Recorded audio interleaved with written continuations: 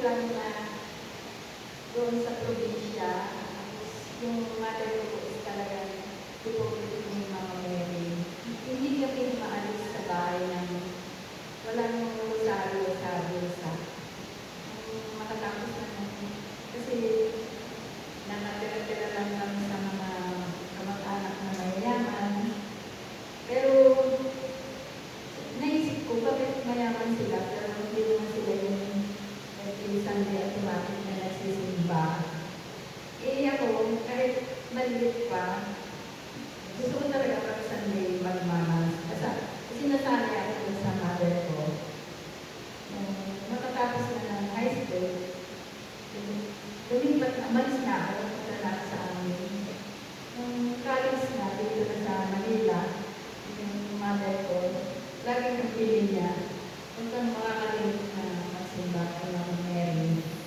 Kaya, di po ako sanay dito sa Manila, laging talagang yung rosaryo ng aking saglata sa buhay.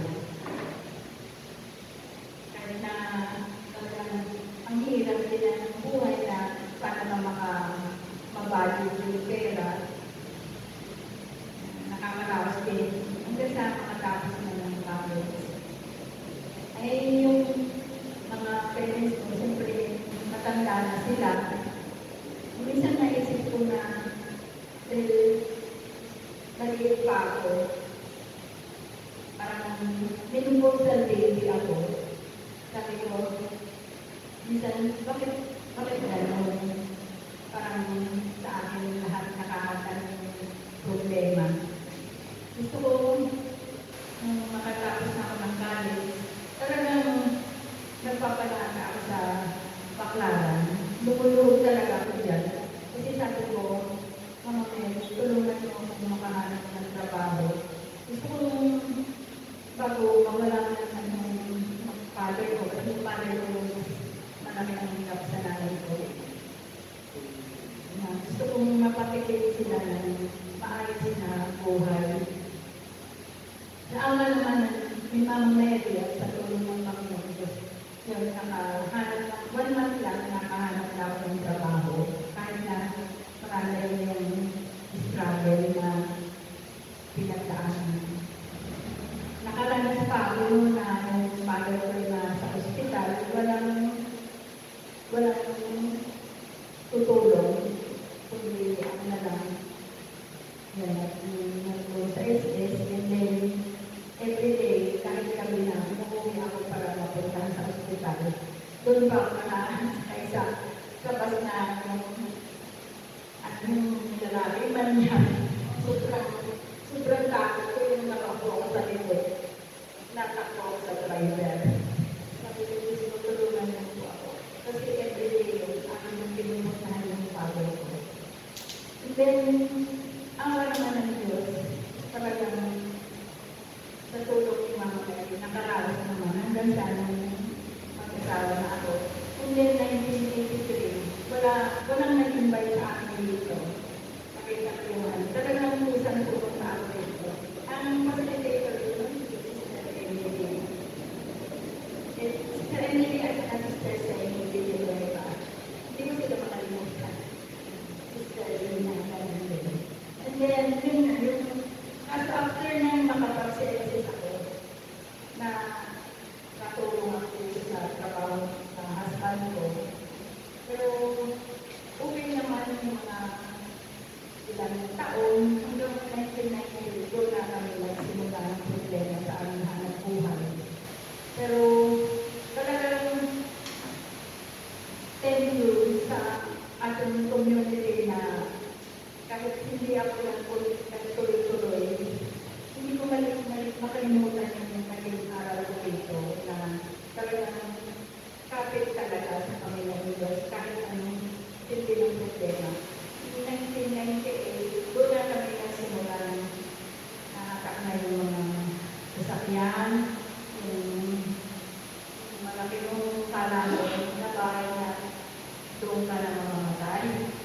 Lahat, totally nawala. Para na natala lang sa akin ang Panginoon Diyos, yung aking pamilya. Pero, natulog ng Panginoon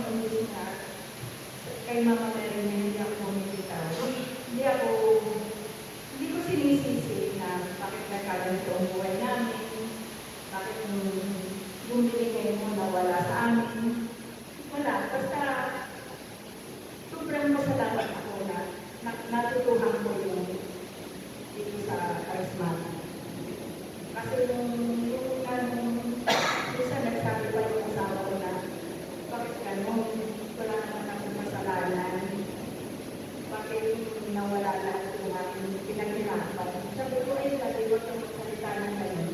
Kasi baka nung time na kinakabar ka ng Panginoon Diyos, ikaw naman ang nakakalikot. Yung sinabi ko sa kanya. So, kahit na nung nalagpan na kami sa aking bahay, pulo sa bahay na parang hindi ko siya titirahan, grabe talaga. Parang nag-squatter ka. Pero, hinilis ko yun. Dahil, sabi ko sa kanya, hindi tayo pagpapayan ng Panginoon Diyos. Sabi ko na yun, mahal tayo ng Panginoon Diyos. Pinitesting lang tayo kung hanggang saan ang ating faith sa Kanya.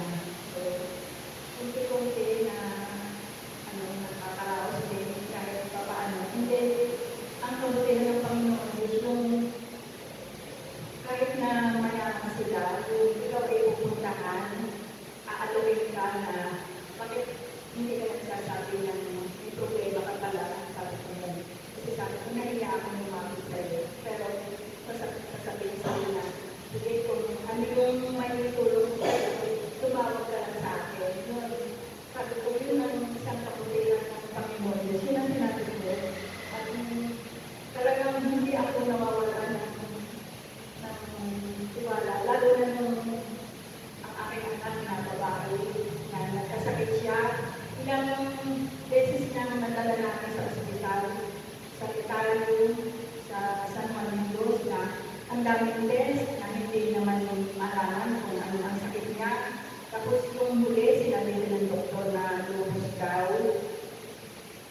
Pag magharap kami mag-asawa, nag-iiyakan kami dahil sabi ko, di ba ang galing yung mamatay pagka-lupus?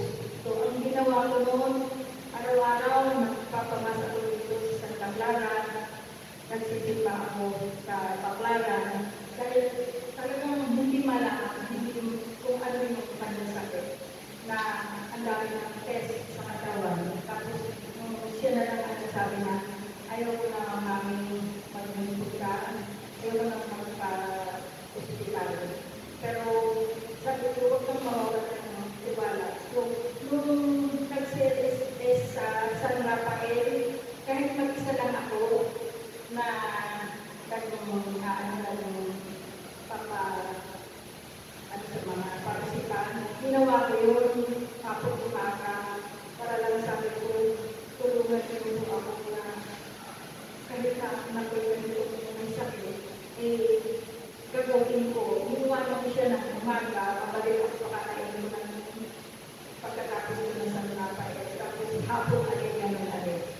Pero, may, pa rin, hindi pa rin siya kumagaling. Until na makatapos na kami ng CLP, dahil na nag-naglag din, tinulungan na rin na kami hanggang sa graduation. Yun, sa awa at tulong ng Panginoon kay Mama Mary, gumaling din siya, until na nakaalis na siya. And then, naging problema din namin na nawala lang ang lahat. Pero, sabi ko nga, yung mga nakaraan, kagaya yung namatay, na hindi ko nakita, taktuloy sila, masakit sa akin. Kaya kanina yung sister, parang sabi ko, masakit talaga na kung mawala ka ng pamilya na hindi mo nakita. Parang lagi yung naano ko sa sarili ko na grabe pagka nawala ang mga sa buhay at hindi ko nakita, hindi ko man lang kaya yun nga, wala na, tama yung sabi ng sister na wala na hina, wala na patay. Isa na lang yung kapatid ko na nagdoon na hindi gusto mong tawagan, hindi mo naman siya makausap dahil na gusto mo nang makita kung paano yun.